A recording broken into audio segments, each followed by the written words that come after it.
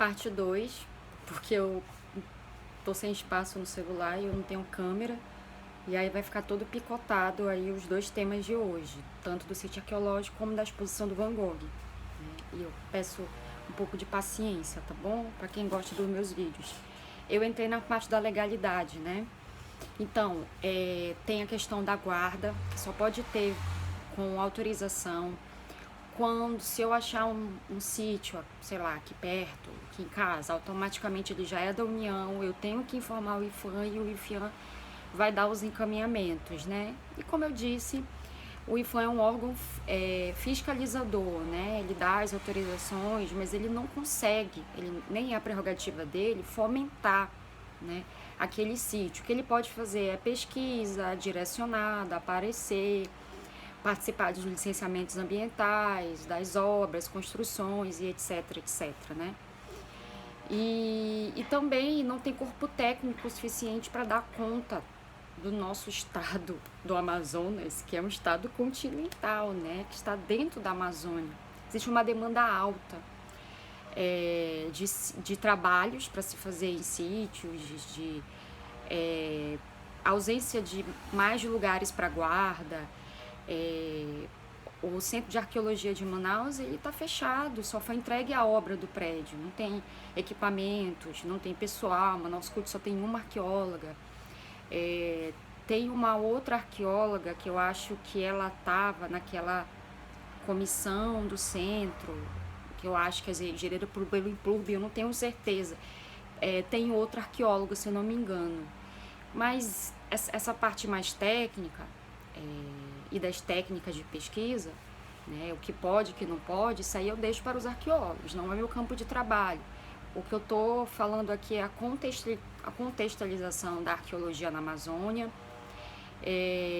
a legalidade, né, a lei da arqueologia da década de 60, o que pode e o que não pode fazer, qual é o papel do IPHAN enquanto órgão fiscalizador, né, tudo isso.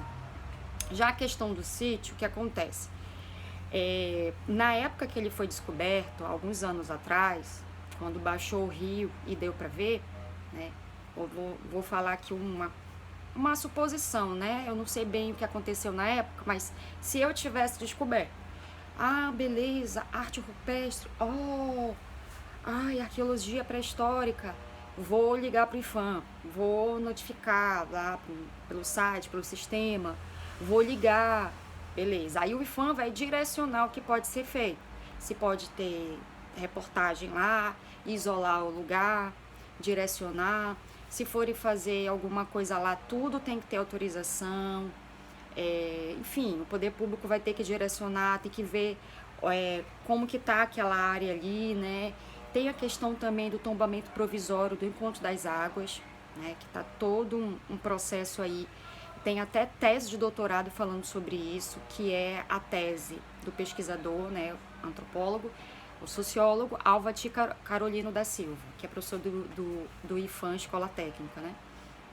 Então, uma tese sobre isso também dou ao mérito para ele poder falar sobre a situação do tombamento e do conto das águas. Porque o tombamento, ele é para patrimônio cultural material, que no caso é ali patrimônio material paisagístico, porque natural ele já não precisa de tombamento, né? Patrimônio natural é nosso, é de todos e não existe tombamento para natural. O que existe é tombamento para patrimônio cultural material, que no caso lá é paisagístico. E aí tem essa coisa, né? Os povos indígenas, alguns acreditam que seja um lugar sagrado e tudo mais, mas é a concepção de cada povo. Cada povo tem a sua identificação sagrada com determinados lugares e outros não, né? Eu lembro muito bem uma palestra do João Pacheco sobre museus, que eu assisti a última palestra que eu fui, e ele dizendo que ele estava com um determinado povo indígena X, eles foram até um determinado museu X, que eu não lembro agora, na Europa, e aí perguntaram se eles queriam de volta aquele objeto, né? Se eles queriam, o pessoal do museu, se eles queriam a repatriação, e o povo que estava lá disse, não, isso pra gente não é considerado sagrado, a gente não quer isso de volta, é importante, é o nosso legado e tudo mais, mas a gente acha importante também que ele fique nesse museu para mostrar a importância dos nossos ancestrais e tudo mais. Enfim, é a concepção deles, né? É a mentalidade coletiva deles, é a memória coletiva deles, e a gente tem que respeitar se eles não querem de volta. Mas sim, há povos que querem de volta, querem a repatriação. E aí tem toda uma questão complexa, que a gente chama de descolonização dos museus, né? Que alguns já estão nesse processo, outros não. Alguns já estão devolvendo objetos, outros não estão devolvendo, outros ainda estão em processo de diplomacia entre países, outros já estão fazendo curadoria compartilhada, como é o caso do Museu do Mundo, na Áustria, que já fez curadoria compartilhada com o Sateremaué do Amazonas, né, lá do Baixo Amazonas. E é isso, então tem são assuntos complexos, né, quando se trata de Amazônia pré-colombiana, né, do que é sagrado, o que não é, mas o que a gente sabe que o que é legal, e a legislação ela diz que é um bem da União que tem que ser preservado, é patrimônio material arqueológico, né, sítio. Aquela área das lajes tem que ver o perímetro do tombamento do Conto das Águas. Se o perímetro pegar o sítio, aí já tem prerrogativa do tombamento provisório. Se ele tiver no perímetro, não tiver no perímetro, aí ele fica só como um sítio arqueológico, né, que como patrimônio da União, lá, mas sem tombo, entendeu? Então tem que ver. Então eu peço aqui que o arqueólogo da Abraço Museu possa explicar aí tanto do perímetro como a questão do sítio, né? Beleza. A Rila lá notificou o IPHAN vai lá, se tiver obra, ele tem poder de polícia para embargar a obra, mas não tinha obra lá, né, de construção e tudo mais.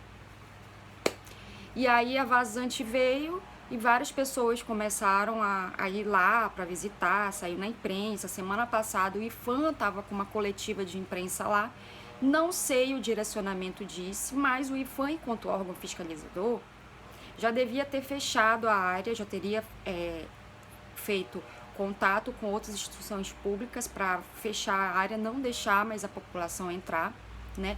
E qualquer atividade lá precisa sim de uma autorização do IPHAN. Para fotografar, para fazer qualquer coisa, para deixar como memória visual para futuras pesquisas, né? O mérito aqui, eu não estou aqui para discutir técnica nenhuma, porque eu não sou da arqueologia, mas qualquer coisa a se fazer lá, visitação, qualquer coisa, tem que ter autorização, já era para estar fechado. O IPHAN já deveria ter agido, porque a ação do IPHAN também ela é preventiva, né?